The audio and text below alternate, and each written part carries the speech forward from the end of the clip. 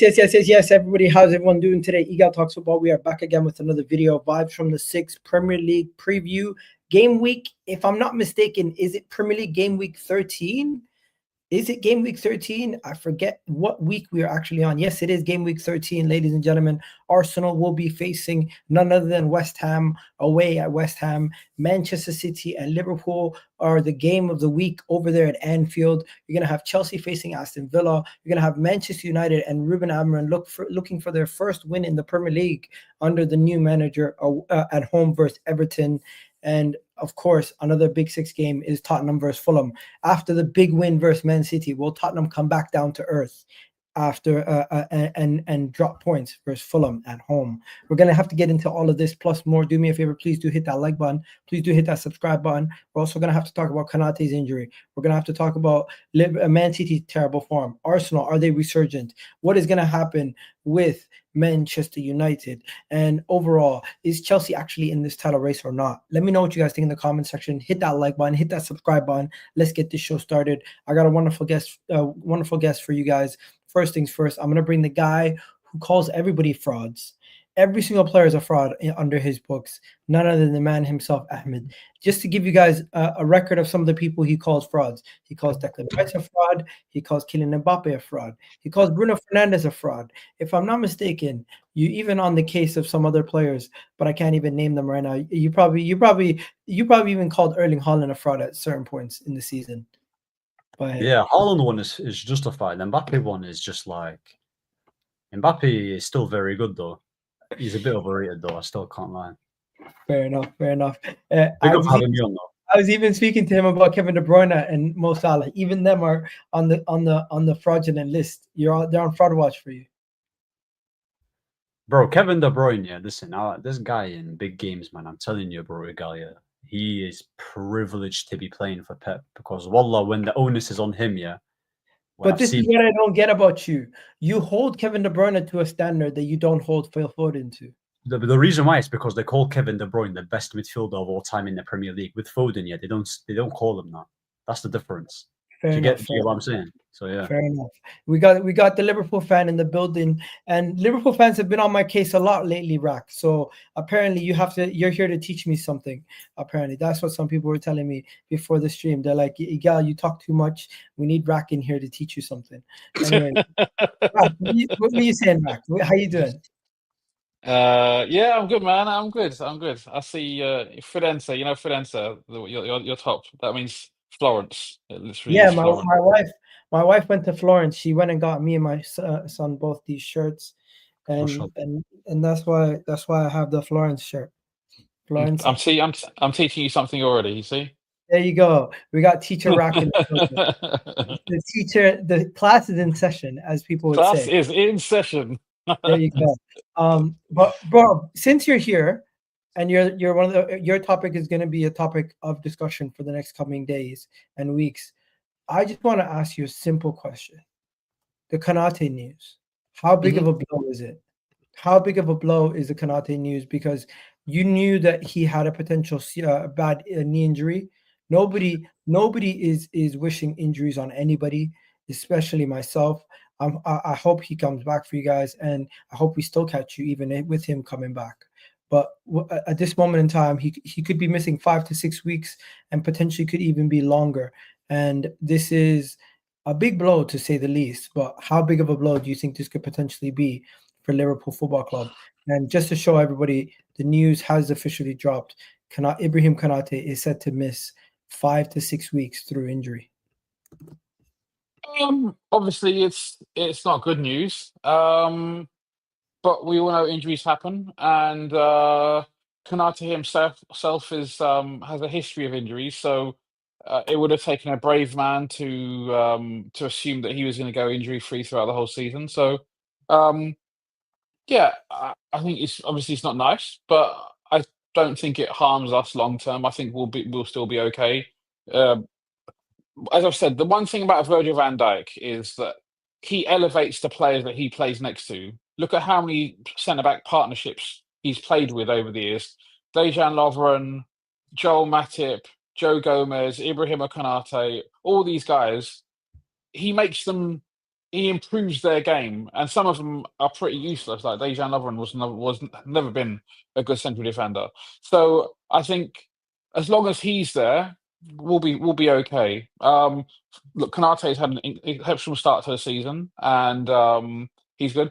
But the best in terms of peak centre back partnerships that Virgil has had, the best he ever had, in my opinion, at the very, very top level, was the one he had with Joe Gomez. Now, Gomez has regressed a bit since then, and it remains to be seen whether he can get back. No, the peak. I think when the best partner that Van Dijk has had in terms of a partnership was pre-injury Van Dijk and Joe Gomez when they played together for a year. That was they were exceptional. Unfortunately, that Joe Gomez had his injury, and that was a long time ago. And I think Joe Gomez. I wouldn't be averse to Joe Gomez leaving the club, but there's talk about him leaving the club in summer. But he's here, and he's. I think if we can get anywhere near back to that kind of form, I think we won't miss Konate that much. But obviously, talk is cheap. We have to do it on the pitch. You know what? To be fair, you guys had injuries already, and I had a Liverpool fan stream basically yesterday where I had Kalaman and I had Sarabon, and they're basically telling me that you've already had injuries to Alisson, you've had injuries to Jota, you've had injuries to Harvey Elliott, you've had injuries in the past, and you've weathered the storm. Trent. I mean, we've had injuries to very, very good players already. The thing is, those players aren't Mohamed Salah or Virgil van Dijk. So, people kind of discount it. But, Trent has been vital ever since he came into the first team to the way he played. Alisson, he's either the best goalkeeper in the world or the second best goalkeeper in the world, depending on whether where you rate him. So the thing is, because we've got a Kelleher to come in. If we had, for example, some joker who was coming in and playing and came in as, then people would say, "Oh, yeah, you've missed him." But actually, Kelleher has come in and been a very, very good, able replacement for him. So no one really says, "Oh, no one mentions Alisson really." So it's ultimately it's the strength of the backup that determines how much you miss somebody, and that's why if Joe Gomez comes in and plays to the level he has done, or like towards the end of last season, where Kwanzaa came in and played really, really well debut season. If either of those can come in and step up and reach those levels anywhere close to it, we won't miss Konate as much, and that will make it easier for us. You don't want to start saying you're not going to miss him that much yet. I'll say. You should be happy. But I said, like I said, it depends on the level of the replacement, right? If they come in and play really well, then obviously we're not going to miss Konate because they're playing really well. If they come in and are terrible, then we are going to miss them. But I'm not going to get worried about it before it actually happens. Like I'm pretty calm at the moment. Positive sign. It's only 5 to 6 weeks. It could have been a grade 3, and then he could be out for almost half the year. What do you mean positive signs, Igal? The guy got injured in the very last moment of the game. Like totally avoidable. Like being out for 6 weeks is horrible because you've got about 8 or 9, 10 games Liverpool will play in that period before he's back. Liverpool down for you. I'm not saying it's downfall. I'm just saying you've now got 2 centre backs. Ahmed comes in, Liverpool downfall, and then he just. Why is Conor Gallagher? What? Okay. Oh, sorry. It's a little joke I do from time to time. It's a little joke. That's all. Not people saying I'm desperate for a Liverpool downfall. We're simply talking about an injury. Ahmed just did that. You know when a player does a little celebration for their child watching at home. That's what he just did with that thing. I didn't even. But yeah, just on Liverpool, it's interesting. I mean, they look good, but that's the whole thing about Slot's very. I was saying this before. Slot's very calm, very measured. Like I can't tell whether he's a psychopath at home or he's at home showing his wife, training clips, saying, look, McAllister didn't run properly today, love. Like, it's just like it's one of those where it's going to be. This is the challenge and test now.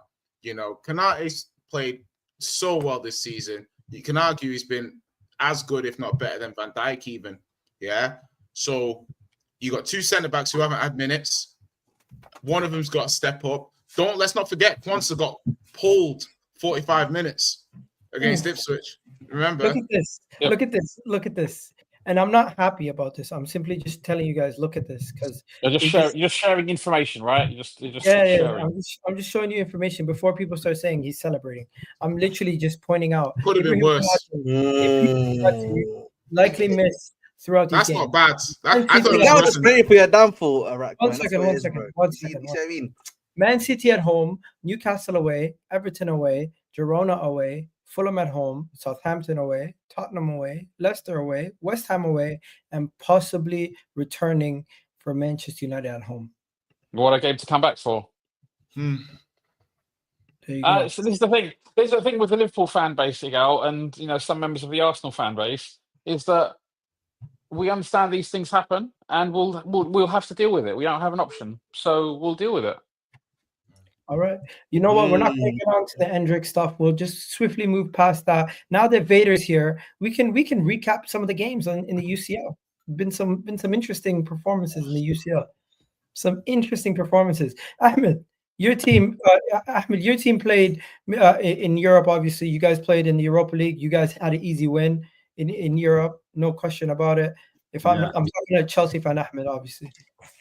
We faced a very good side, Heidenheim. Last season they finished 7th of the league. Young Gunners, competition, man. At the end of the day, man, this is real opposition. So they only finished 2 places below us, and they're a young club. It was great. They wanted to get a Brexit done. Shame we couldn't get a Brexit done on us, but we love it, man. We love it. And listen, for me, all right, on a serious note, I don't take this Conference League game seriously on a personal level. When I'm seeing Casadei, big up to my guy Casadei play. Did they celebrate your match? Did the opponent give you guys like a thank you game message afterwards also? No, yeah, man. They obviously give us a nice little thank you message. Even I'm getting Liga Warsaw now saying Chelsea and us top players giving handshakes. Man, we just, this is Chelsea Football Club, man. We're just increasing the amount. I don't know if you guys know this. Their Conference League experience is hilarious. Every team that plays Chelsea is like, thank you for facing us. Listen, man, we're here to show some love in it. We're not like Liverpool, the red cartel. Don't want to show love to the younger clubs, man. We want to give them, some love, man. We want to show them they can be like us one day. They can be like a Chelsea. They can be like a Manchester City. Am I not right? Am I not right? All they need is a multi-billionaire. I don't think they want We're just showing the young lads the way, man. We're showing the young lads all right. Enough about that. Tottenham. All he needs is a billionaire who steals the wealth of a nation to prop them up, and then they'll be fine. There we go, man. Find yourself someone in your country that does that. Guys, we already know what happened. We already know what happened in the Liverpool game. Massive win for Liverpool. Rack, you're probably ecstatic about that. We're going to talk about that maybe in a little bit later. Arsenal, we won our game versus Sporting convincingly. Why don't you just say you want to cook City? Like, you might as well just say that's what you want to do. Do you know what I mean? Like, Liverpool beats Real Madrid. We'll get past that. We'll hurry up past that. Can we talk about okay, can we talk about I know why Jay's doing this, yeah, because his team bottled it against Roma in the 91st minute. So that's who we need to be. I see how you moving, Jay. Bro, go against a Roma side that is in 3 points of relegation. You bottled against them. That's all I'm saying, man. Listen, it's a group competition. We drew a game, not the best result, but we've got a few rotation issues at the moment, and we were missing like 4 out of our first choice back 5. So yeah, I mean, it's not ideal. We'll obviously we need to try and finish that top 8 because I can't be asked with a playoff game. So is the bottle gene still there? Are you worried about that? No, not really. It's just our squad is tight, and obviously at the moment it's like we need a left back in January. We need a left back, 100%, because Sorry, real quick. How's my audio? Is it chipping in and out, or is it clean? It's a little spotty, better. a little spotty. Yeah. All right. You know what? The main reason why I wanted to talk about the European stuff, obviously touch on everybody's games quickly. Ahmed, your team won also. We're going to talk about Man United in a bit, but you guys got your first win under Ruben Amorim in the Europa League. Bodo Glimt. I actually went to the game when we faced Bodo Glimt in the Europa League at the Emirates. They're a pretty interesting side. Not the best, but they have some tricky players, some tricky wingers. Yeah, 100%. No, 100%. With United, yeah, everyone's going to look at the score and be like, oh my days, they just scraped a victory here. But if you actually look at the game and how we played, we created an abundance of chances. Yeah. You can see as well with the new manager that we have that there's a clear distinctive of style of play that we've been screaming for ages. And it's already in the second game. It's all about getting used to it. And he's assessing these plays and who he can play in that role. He's experimenting and he's doing this thing. We created about an abundance of opportunity.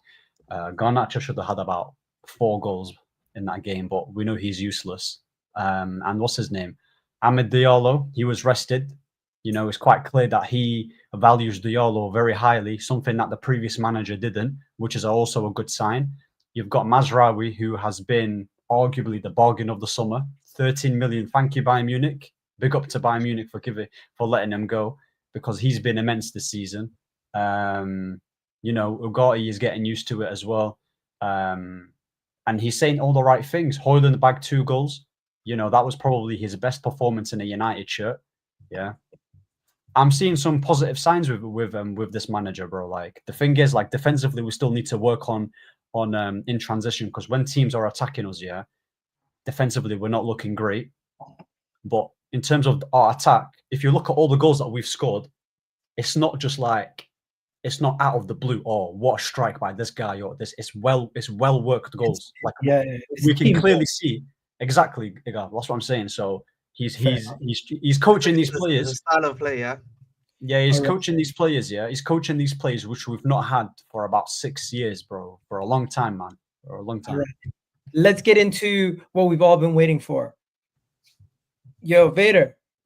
Bro, what's up? Only you have been waiting for this, bro. No one else cares. Vader, go on now. Vader, we don't even want to know about the football. What's going on with Pep? Why does my man have scratches all over his face? He can't hack it, bro. Can't hack it. Go on. Vader, you're on mute. I think his speech is just like Man City. Vader, you need to talk to us. Explain to us why your manager wants to hurt himself. I don't know what's going on with my audio right now. It's not the cleanest. Hopefully you can hear me okay. Can you? Yeah, we can hear you. Yeah, we can hear you. Yeah. Loud and clear, my brother. All right. So let me say this. Igal, you're so transparent. You are so transparent. This is what's funny. This is what's so funny. Igal has been waiting not a couple weeks, not a couple months. This man has been waiting years for this. He's been waiting years for this. So I'm not upset with it. I know you gotta do what you gotta do. The same way you had to come off mute with your loud voice every chance you got, you had to attack Phil Foden. Now it's Pep's turn. I get it. Pep's not accustomed to this, guys. He really isn't. He's very different to myself. I'm a City fan. This is all bonus to me. This is never been expected. But Pep, he's not accustomed to losing 3, 4, 5 and being winless in 6 games. That's not him. So some people bite their nails, some people tap their feet, some people drink. Pep, I don't know. Pep seems to be taking it out on his face. But is it gonna continue this way? Nah, because he's a madman for a reason. He's not accustomed to losing. So he's going to find a way to do it. Whether he finds a way to do it versus Liverpool, that's another story.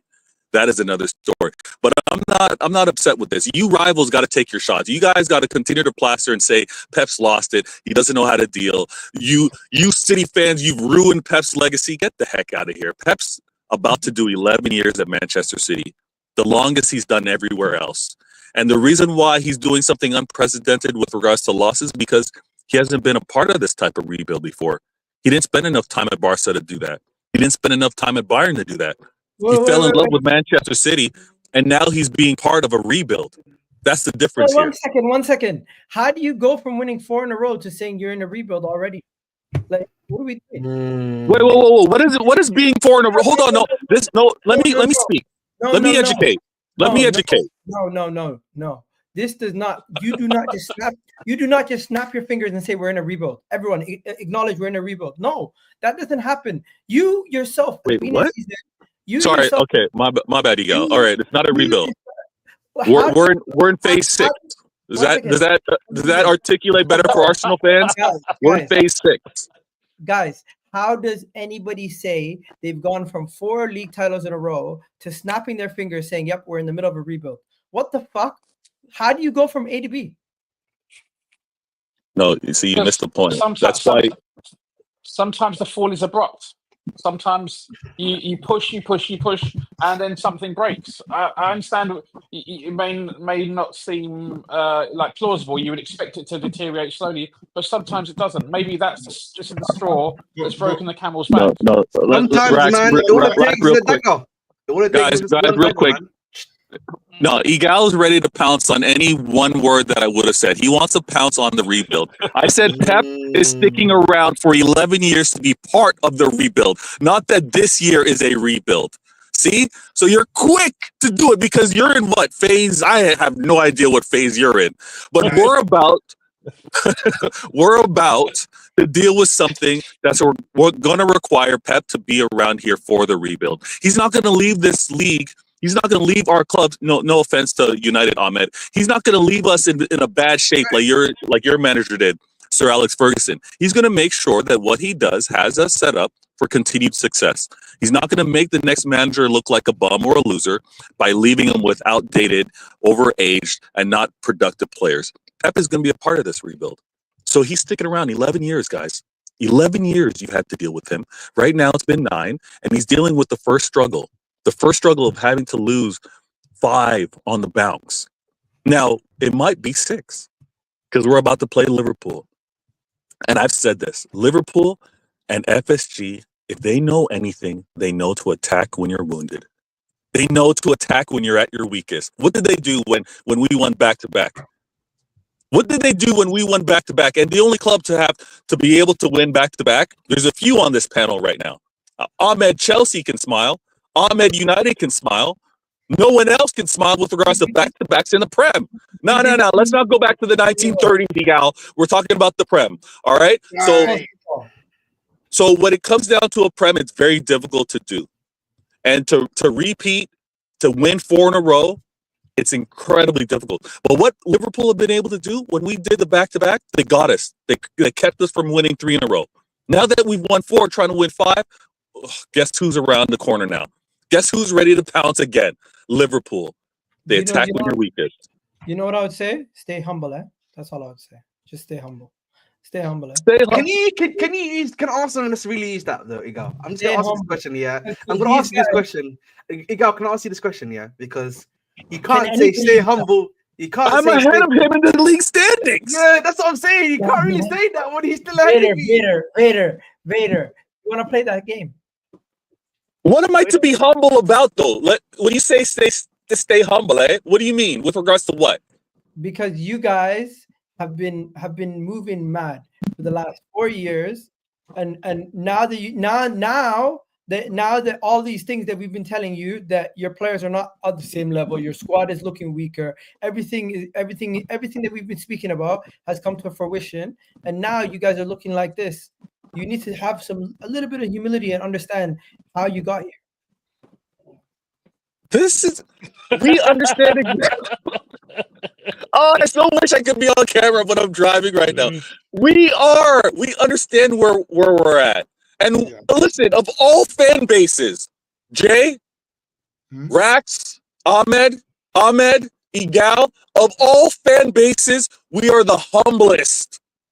So stop with this. Stay humble, eh? Just imagine for a second, guys. Imagine for a second Igal was on a 4P. You think he would be moving like me? I would have retired from streaming. Oh my God! I wouldn't be streaming anymore. Oh my gosh, YouTube would be the worst platform in the world. Just because you're the least like out there. We're humble. Stop with this humble, eh? City fans are the most humble. I'm not going to take that from you, Egal. Right. Can I? One thing. Let me just throw in on this. Like for me, I'm not that critical of City. What they did in the summer, because I could see that like 2025, you're gonna obviously KDB's probably gonna go. There's gonna be other squad spaces, so they're gonna maybe sign certain kinds of players. And I think that Oscar Bob getting injured and Rodri getting injured, like serious injuries, it makes their decision making look a lot worse than it actually was. But that also shows the gaps in the squad, and it shows how it's an old squad. But I think City, everyone needs a bloody nose from time to time to remember what it feels like to be punched in the face. And I guess that maybe is what Pep was trying to do for himself. He was just trying to feel. He's just trying to feel my boys. Mike Tyson just got knocked out. Exactly. All right. Just to finish it on that. Spurs were Buster Douglas and City were Mike Tyson. That's what just happened a couple weeks ago. Yeah, but Igal, you're very quick to. It's like you've had like it was only a few weeks ago that you were in a run of poor form, and it's only been maybe three good results in a row for you. If that, like three results, yeah. So with the stay humble thing, they are still technically in front of you in the league. 1 second. You just can't. They are still above you. The reason why it's relevant, Erling Haaland, when we drew at their ground, said to Arteta, "Stay humble," and I know. I'm well aware of the viral phenomenon of that exists. Man City have gotten the biggest humbling in most. So they got that humbled, Igal, and they're still above you. Doesn't that tell you how badly you were doing before that? Then. Fair enough. But that's not my point. My point is, Man City are currently on a downward spiral, and we need to think about it. We are on a downward spiral. We also have 4 league titles in a row, Igal. So they've earned a few months off. Yeah. You got to reach the mountain before you fall from grace. 1 second. Man City are getting a pass because they've won so many league titles in the past. More or less, we're not getting the pass. We're not getting the pass. Can I say something about Man City? Yeah, because I just want to say something. Yeah, look, I've heard a lot of copium about Man City fans saying we won 4 in a row. Yeah, at the end of the day, yeah, your team is done. Your team is done. Your cycle is done as well. Right. At the end of the day, I'm gonna break it down for them very carefully. Yeah, because they were doing a lot of nonsense earlier about Pep versus Ferguson. Yeah, it's crazy how one player in Rodri. I'm going to respond to this. And their team. Wait, I'll let you finish. Now it's my turn, isn't it? Yeah, I haven't said anything. One player comes out of that team and they capitulate. My manager, Fergie, the greatest ever, was winning titles with Cleverley in the team. Yeah, and Chris Smalling and Phil Jones. Yeah, that's what you call a real gaffer. And secondly, you're talking about Haaland and his goal scoring ability.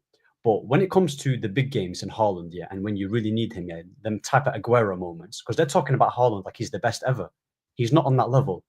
He can score 30 goals, by the way. It's about what type of goals you're scoring and what occasions you're scoring them in. So he's not going to be the guy that's going to drag them out the mud. Kevin De Bruyne's good. He's done. I mean, he's done. He's looking out of shape, to be honest, if I've seen him. Like he doesn't even look match fit. So Kevin De Bruyne's he's never been that guy to drag them out the mud like that anyway. Okay. So many bad takes, but that's where I've got to be like, yo, no. Jay,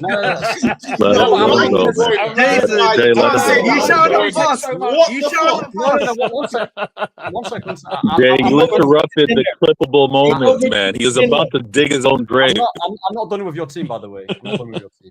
Yeah, so Kevin De Bruyne, he's never been a big game player like that. Yeah, we've seen him how he plays for his country. He's very reliant on Pep. We've seen that. Yeah, and if you look at your defense, yeah, John Stones. Yeah, is this how he's been here? Yeah, wow, hey, God, realize how he sounds. Big up to my guy, go man. Big up to him. Yeah. Listen, the realization. Is this me? You know what I mean? Yeah. He's like, fuck, I sound crazy. You know that meme? You know that know what I meme with mean? Spider-Man? You know that meme of Spider-Man meme? Yeah. No, you know what it is? Are we the bad guys? He's like, is this really me? You know what I mean? No, this, Igal's Yeah. self-aware now. Let him finish. Anyway. This is a horrible point. and anyway, it's not horrible. It's not horrible. It's because horrible. It's the truth. It's the truth. It's the truth. Yeah. Kyle Walker, another one. He's been privileged his whole career that he has pace because he is a rubbish footballer. He's rubbish. He's not that good. He's pretty much done. So you've got Kevin De Bruyne who's done. You've got Walker who's done. You've got Haaland who's not consistent in big games and he's not going to do that. You've got Doku who is at best he's an Olympian. Yeah, 100-meter race. That's all he's good at. You've got Savinho. I mean, I watch players like Neymar in it. I mean, if that's the next Brazilian, then football is in the mud. You've got Gundogan who, I mean, he's on his last level. Why laughing? I'm being serious, by the way. Because You've got Gundogan, yeah. My point is, hold on. I want you to land, but I just mean, in order to criticize Savinho, you basically picked He's the a good best player, by the Brazilian way. player of the last 20 years to say he was crap. He said he's not as good as the best Brazilian player of the last 20 years, so therefore he's crap. All right. Ahmed not have Brazilians over at United. We not have Brazilians at this club. Let's take a second. Big up to everyone in the chat. Do me a favor, please do hit that like button. We're gonna actually start talking about the game. I feel like we haven't spoken about the game yet. Game in a second. We got Blaze in the building saying my brain has refused to imagine Iga in City's place. Fair enough. As a Chelsea fan, you don't want to imagine Arsenal winning 4 in a row. I get it. And also we winning had the him Champions League. on, so. Then you got Elmanis. They want to see Ahmed land this point. Would you be humble? How humble would you be if you won a 4-peat? I think I would be a very nice person. Anyways, How humble would Gal be after one? There you go. You're a funny guy, go alive. Del Matis, my guy. He says we're above City in the Champions League. What's your point? I think my point is the league. My point is the league. City are above you in the league. We'll be above you this weekend. No, but in the Champions League, there's 8 teams that qualify, and the context is obviously different, and that's a very stupid point for this person to pay to make that stupid point is very bad. You must be a very rich man because you just paid money. Please continue. One second. We're not going to make fun of Elmatis. Elmatis is one of my people. I'm sorry, but okay. I'm sorry. Thank you for helping the channel out. But that was a terrible point. His point is he's saying he's above us in the league. Well, he's also below us in the Champions League. 8 teams that qualify, so it's a different. Being above you in the league is being above you in the league. Being above me in the Champions League doesn't matter if I can still finish in one of the other 8 places. It's not the same. Regardless, it's 1 point. We're gonna get. Wait, with you. We're gonna get. Anyways, we got another one saying, Ahmed, you calling Fergie your gaffer? What? For playing cleverly to go on cuss City. Yeah. He's basically KDB Walker. You played with worse players dominate with than shit players or not. Pick one. He's basically saying, are you rating a manager that can work with lesser players, or are you not? Because you use it as a point to praise Fergie, but on the flip side, you use it as a point to KDB and Walker. When Pep was playing Delph left back, were you saying anything? Were you saying anything? That's a valid argument. That's one player. That's one player. What about Zinchenko when he was playing Zinchenko, bro? No, but the thing is, I can easily spin this as well. Kyle Walker. That's the point. We can all spin it. So all you're doing is spinning. But the thing is, he's talking about how I rate them, and I'm talking about Pep. The thing is with Pep, he rates these players. I'm saying in my personal preference, I don't rate these guys, but we cannot compare cleverly to Kevin De Bruyne and Walker and that. I was wondering whether or not you might, because some of the other, do you know what I mean? But yeah, okay. He's confused. He says the players are crap from his point of view, but then he wants to say they're not that great. All right, guys, we've spent a lot of time on this. Let's get into the actual game. I'm not gonna lie to you guys. I want to know how many of you guys are actually worried Man City are gonna go to Liverpool away and get slapped. I don't think they'll get slapped. You know what? I think it's gonna be a 1-0 word. I feel like it will be a 1-0 Liverpool. I want to see a competitive game. I want to see two teams fighting to the death and taking points off each other. That's a bit extreme. Fucking hell. Yeah, maybe. I've been watching too much Gladiator lately. I've been watching. I think City get a result. I do think City get a result. I think for me, I think what's gonna happen is gonna be very similar to the game when Liverpool faced us, where they got that goal and then they were just able to essentially, lock up shop, if that makes sense. Where they were able to control us essentially, they let us come on to them a bit more, but they were able to play the game really well and effectively. I think that's probably what's gonna happen, in my personal opinion, because they do that so well under what's it called, Slot, where they're just able to get that goal and then just control the game afterwards, and then maybe look for a second or a third. I think Ari makes a good point, because I think what some people have said, that when we haven't played well, a lot of the time I think we get ahead and then we kind of match the other team's energy, so we don't blitz teams 4, 5, 6 goals. It hasn't. I mean, we haven't been short of scoring goals, but normally we'll get a goal ahead and the margin of victory won't necessarily be massive, and maybe we'll give away the odd chance here or there. But ultimately, in terms of the actual game, all that matters is you get the goal, at least one goal ahead, and do that. So I think that's quite an astute point by Ahmed. So well done. You know what it is, man. I think people are expecting me to be hearing Salah hat-trick and it's 4-0. You know what I mean? The problem is, this is not Klopp. If this was Klopp era ball, I would be thinking this might actually happen. Because I know he would go onto Pep's neck here and just go in for the kill. Because he knows how deep it is. I just think for me, the reality situation is that I think Slot is more of a methodical guy. He's like, I don't need to kill this guy. I just need to win the game. You know what I mean? That's the bigger point for him. If I'm gonna pick a winner, I think it's Liverpool. Man City probably gonna drop point. Man City have been on such a bad run. Liverpool have been playing so well. Everything about this tells me that Man City are going to continue to drop points. They haven't shown the ability to be good enough in the midfield, in the defensive third, or in the attack to go away to Anfield and get a result, let alone get a win. And also, even when they were playing at their best, how many times did they go and get a result away at Anfield? Not many times. Usually either Liverpool win or it's a draw at best. And if Man City go away, they play their best game, I think they get a draw. If they play the way they've been playing recently, they get smashed.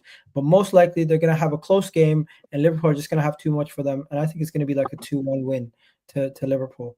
So you don't believe in a City can do anything? Maybe I have zero faith in Man City beating Fulham, let alone Liverpool right now. Wow, you know what, man? That's famous last words, man. I hope you don't lose to Fulham.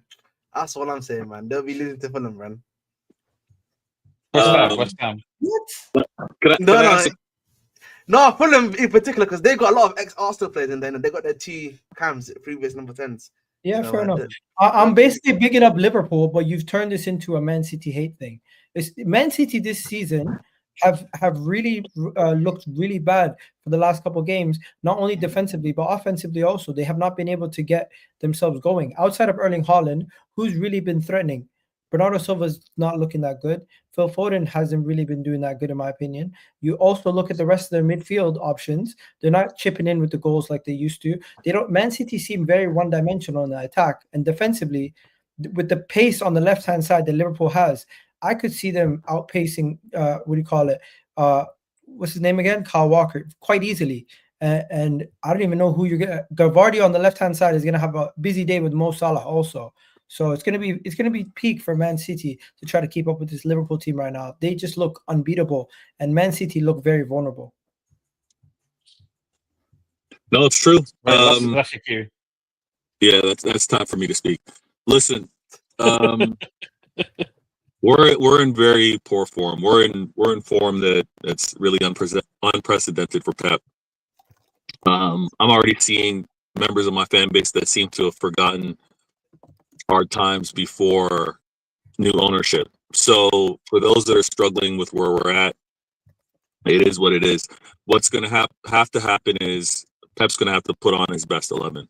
And I think us playing our best possible 11, I think we can leave there with a draw at the very best. It would take a miracle, honestly, to leave there with a win, because we've had our treble-winning team. All right. Only Ahmed from United can relate to this. We had our treble-winning team only be not able to get a win there in our greatest season, right?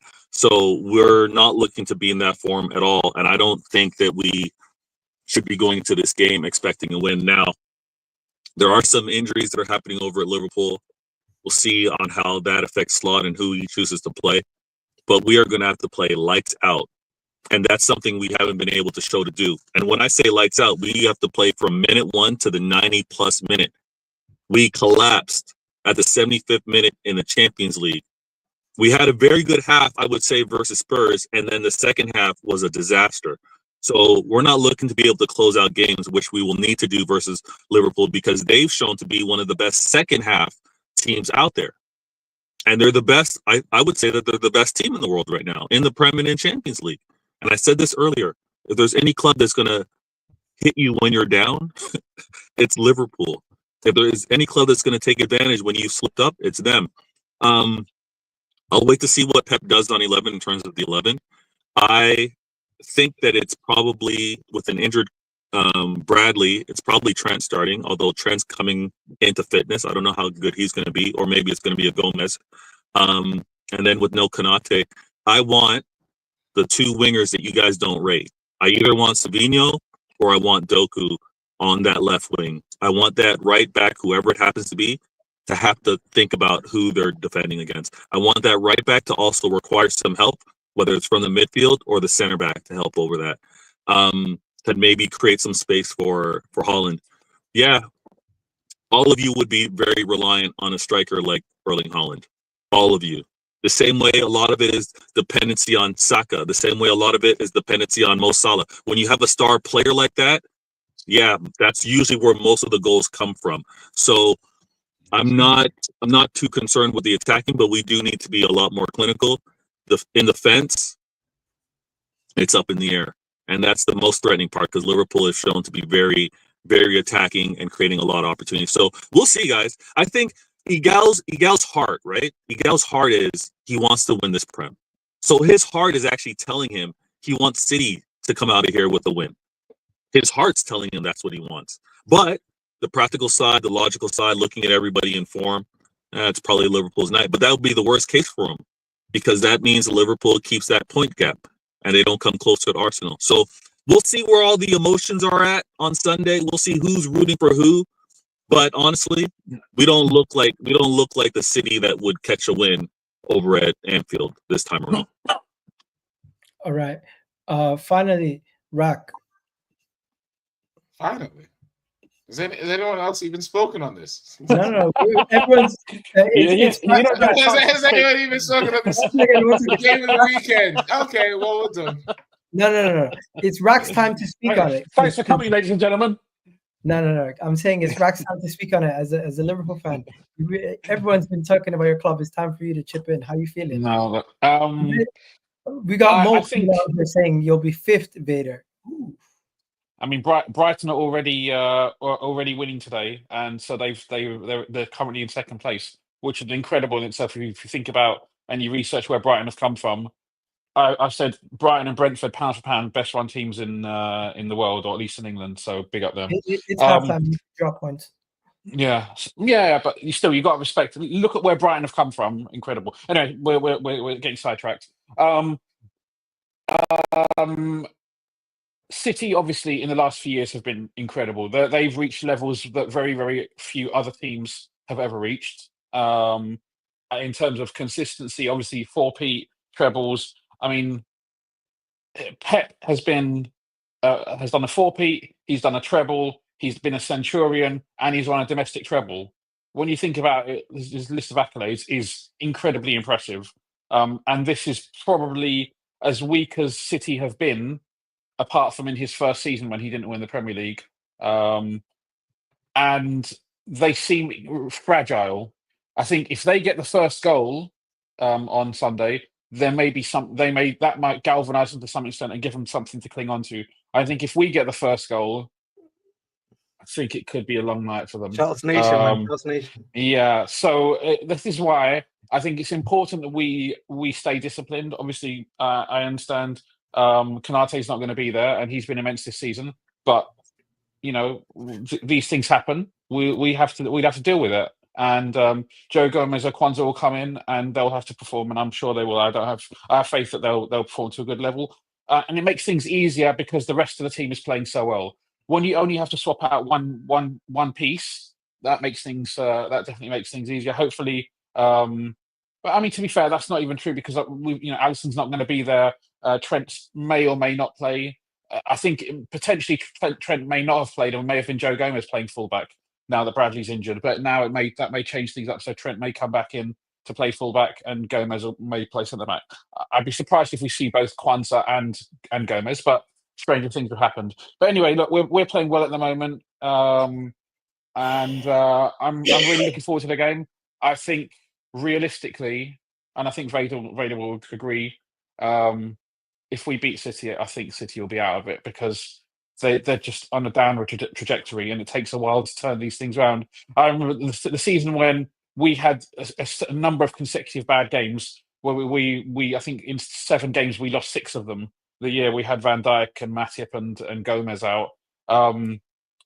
It took a while, and then we eventually turned it around, and we had a strong end to the season, finishing in the top 4.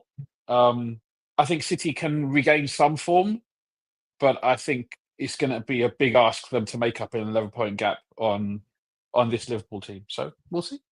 You know what? It's not a big ask for everyone here to just hit that like button. We have over 195 of you guys in the chat. Do me a favor, hit that like button. How do we only have 40 likes? It doesn't make sense. It does not make sense. The ratio is not adding up. I need you guys to hit that like button.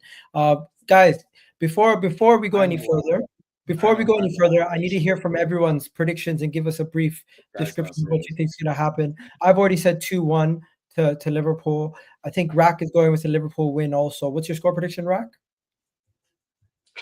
I'm going to say 2-0. I was going to push the boat out and say 3, but I'm going to stay humble.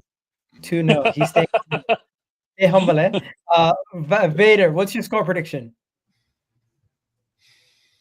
What did Rack say? 2-0. I said 2-0. 2-0. But he wanted to say what?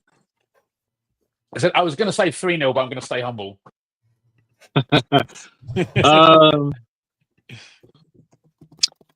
Well, there's definitely no clean sheet for City.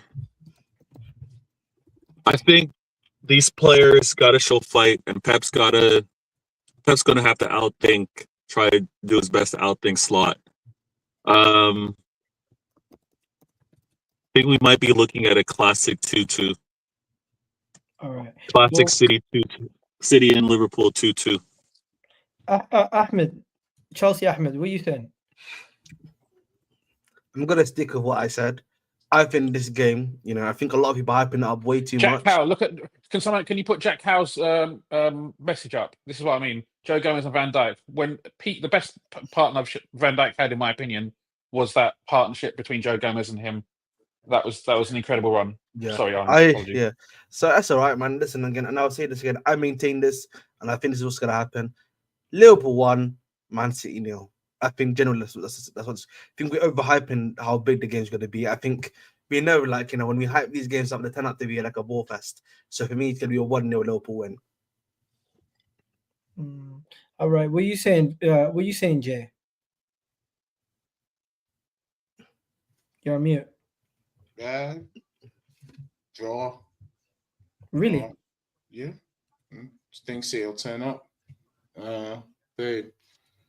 The Liverpool, whilst being obviously a very good side, when I look at their strengths and things like that, obviously they're going to press, they're going to be very physical, but technically is strong as well. City is still a very technical side. City is still going to try and keep the ball and still going to try and play through presses. And I don't. The games between City and Liverpool always have been quite tight. So even though they're not in great form, I don't see anything materially that would sway me from it will still be a tight game. So, think of it like this: they were 3-0 up, and then they took off players, and then they threw the game away. But the performance was better. And I feel like in this game, it depends on how Liverpool play as well. Like if Liverpool go to smash him, okay. But if on the other side they play a more reserved game, try and see what happens. Haaland versus an untested back two. Do you know what I mean? Like, will that have an impact? Because if Konate and Van Dijk are playing, then maybe obviously you're thinking Liverpool, but no Konate too. Haaland's picking it up again. That could be something. Obviously Pep can't play Rico and Walker in the same side. So I see City getting something. I'm gonna go 1-1. 1-1. Ahmed, you there? Man United, Ahmed. Yeah, my bad. I was just getting something. But Liverpool and City, the prediction. Honestly, yeah, I genuinely think that this game. You gotta go right now. Yeah, I've actually got to go right now. That's why, yes. Oh shit, Ahmed, just 1 second. Let me just ask him about Chelsea quickly. Yeah, sure. Give me your take on Chelsea, bro, because obviously you don't think you're gonna get back into this title race. Again, I am of the school of thought, one game at a time. That's what we do here at Chelsea Football Club, one game at a time, 3 points at a time. Managed to go to Aston Villa. Good game. It's going to be another good test for me personally. Are you guaranteeing a win? Against Aston Villa, I think we'll probably win. I think that one's going to be a very competitive fixture, but I think we'll probably get the edge on that in the game. Again, like the vast majority of our squad didn't play, so the second team played. I'm looking forward to it, man. And I think obviously they're not in that great of form. This is a perfect opportunity for Chelsea to really be facing this Aston Villa side. So I would personally say in this game, probably a 2-1, if not 2-1 Chelsea win. 2-1 Chelsea win. Fair. Big up, bro. No worries, Ahmed. I'll catch you on Sunday, bro. See you on Sunday, my brother. Don't know. Ahmed United, talk to me. Give us your final take on this game, and then we're gonna move on.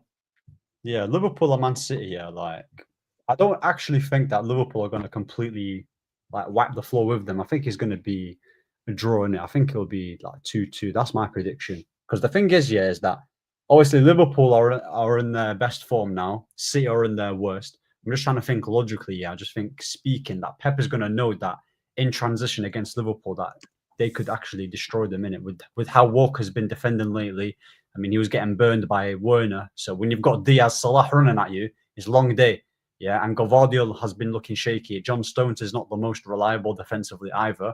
And their goalkeeper, Ederson, he's not a brilliant shot stopper either. So it's going to be difficult to keep that Liverpool team quiet, especially with their attacking it. So I do think they'll get goals, though, because obviously Konate is out. So I think it will be a draw, though.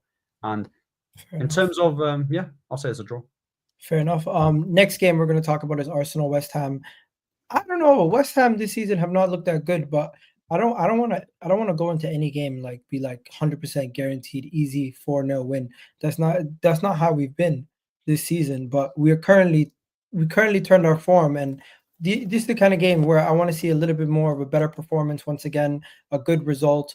And if we can go away to West Ham and get a convincing win, it would give me a lot of confidence going into the rest of the weekend with potentially one of Man City or Liverpool dropping points. I'm not going to pull a J and say guaranteed we're going to be ahead of them come the weekend, because who knows? Maybe Man City go and get a win, and then we're not ahead of anybody because Man City will still be ahead of us regardless.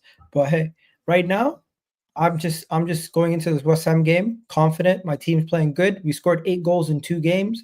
And we beat Sporting away, one of our best away performances in Europe in the last decade. I don't remember a better performance maybe since Henri's days when he went away to Real Madrid and we got a convincing result.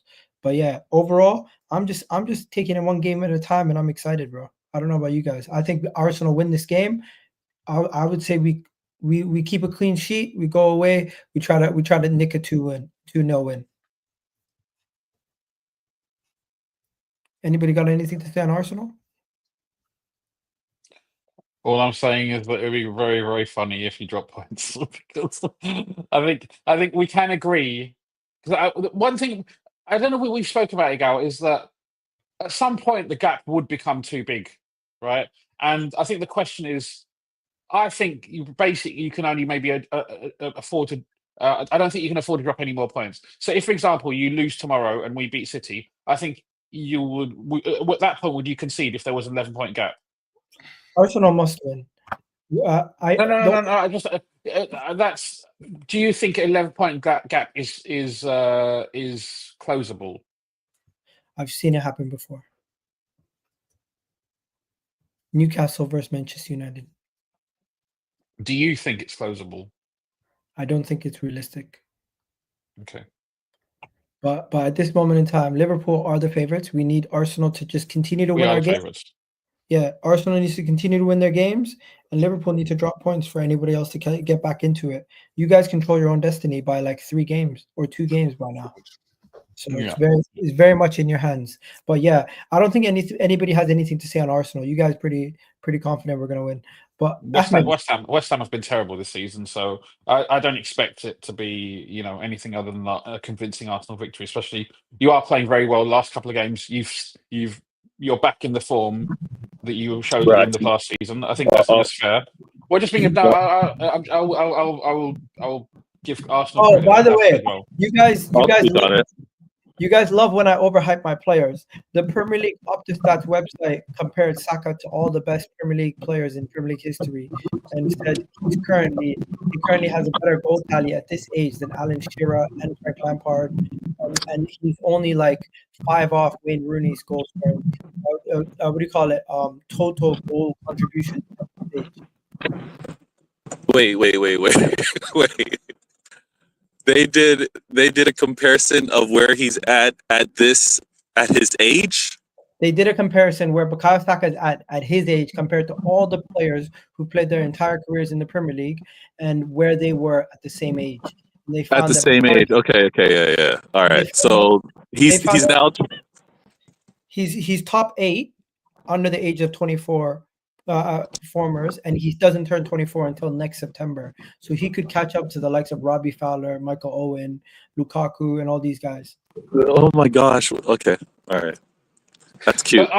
But there is an irony there, right? Because some of those players are arguably all-time great Premier League players, and there's other players in there who most people will consider not really all-time great. Like Lukaku, you also mentioned Lukaku there, right? I think unanimously we would also say that he's going to. So it just shows the fallacy somehow. That's why it's a cute. That's why it's a cute thing. It's a cute thing to acknowledge and see. It's very cute. As Rax was speaking on Arsenal and Igal was asking, does anyone else want anything to say on them? I think. Sorry, what'd you say? No, go ahead. I feel insulted. It's like, what the hell? Why do you feel insulted? Man's like it's a cute thing, like trying to little bro me. I was like, what the fuck? No, it's a cute thing with regards. It's a cute thing with regards to. Go ahead. Yeah, I mean, at this stage of his, at this age, the amount of goals that he has, obviously taking into account how young he did start to be, and who he's ahead of or who he's not ahead of. I think had he been ahead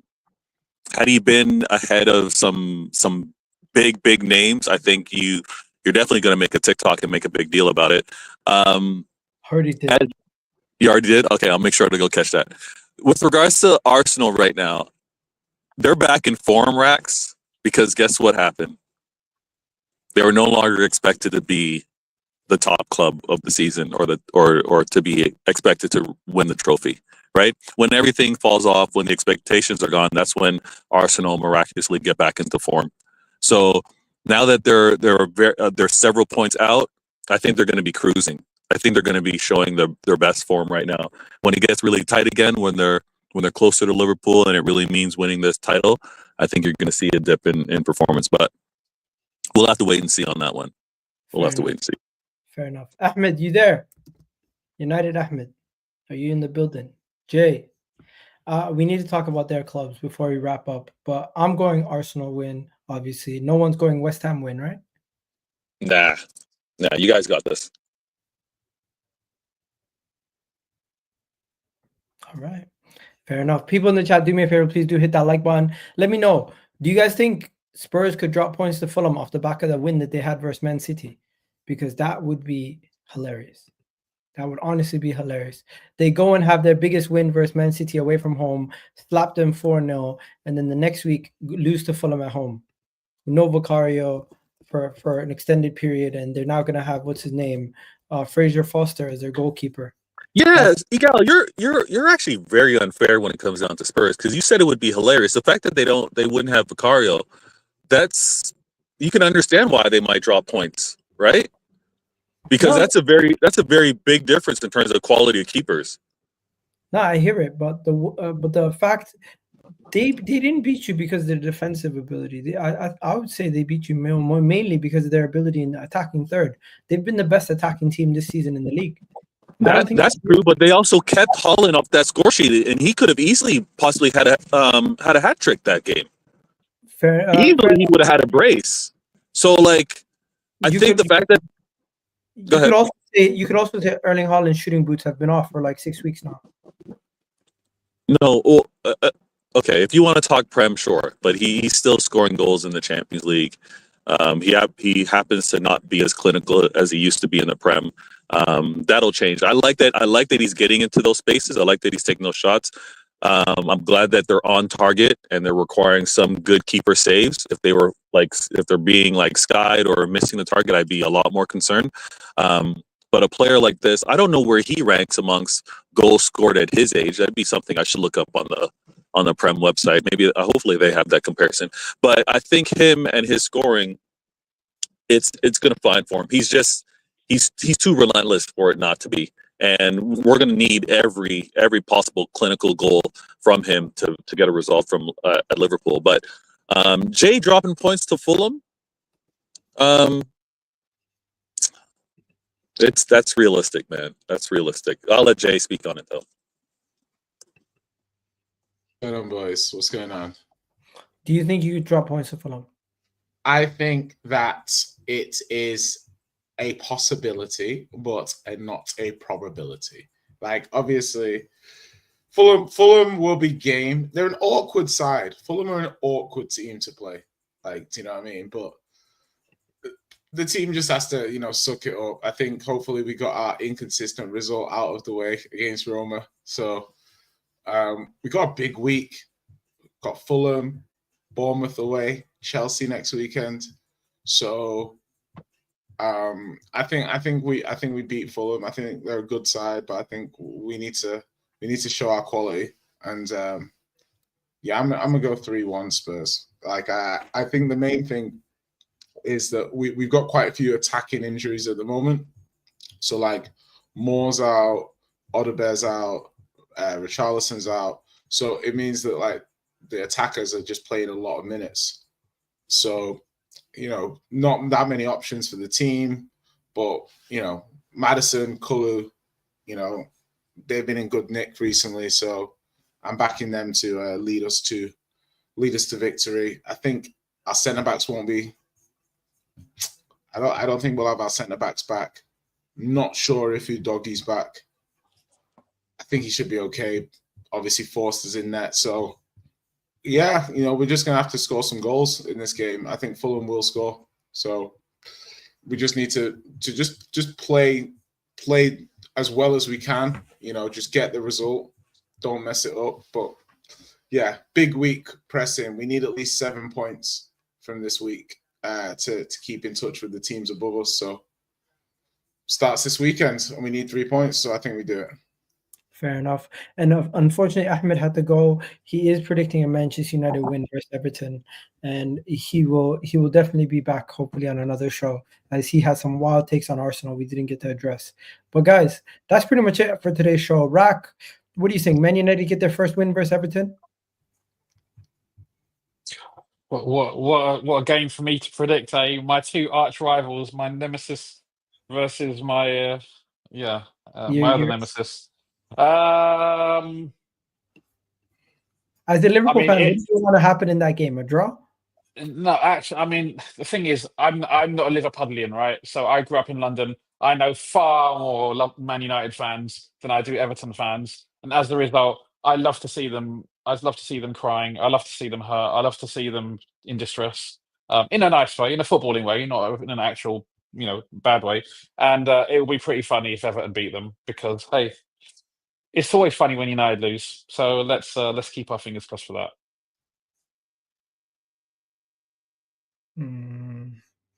All right. We're gonna have to see. Honestly, I'm just gonna go with Manchester United win. I think Everton are not looking that good this season, but hey, it is what it is. And is there any other fixtures that are really good? Usually, we look at the other fixtures to see if there's any fixtures that stand out. I'm looking at it here. I'm looking at it here. Brighton, Southampton. Right now, Southampton is losing to Brighton 1-0. Wolves versus Bournemouth. Cunha's on fire. I could see. I could see Wolves destroying Bournemouth at home. It'll be a good game. It'll be a decent. Crystal Palace, Newcastle. What happened to Mateta and Eze? They just kind of slowed down. Eze's injured. He's been injured for the last few weeks. Makes sense why they're not firing. Newcastle beat Crystal Palace. Nottingham Forest, Ipswich. Yo, Ipswich are surprising me. They got one of the better strikers in the league. He's good. Yeah, they're welcome, by the way. Chelsea are linked to Delap. Chelsea are linked to Delap. Chelsea should have kept him, Vader. You should have kept him. Yeah, apparently I should have kept everybody, Rex. Yeah. apparently they have a buyback clause and they don't want to trigger it. No, it's there's Maresca wants Delap. No, apparently the brief was that the whole top six keep an eye on him.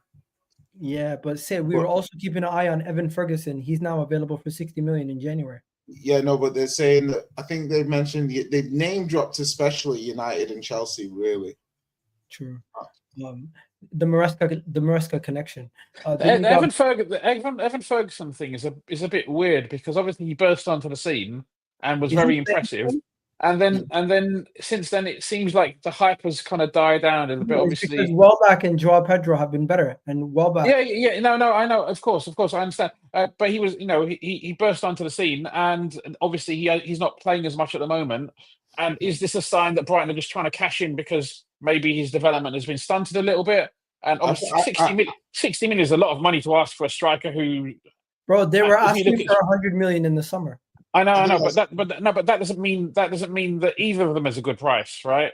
Why are they contemplating selling him in the first place?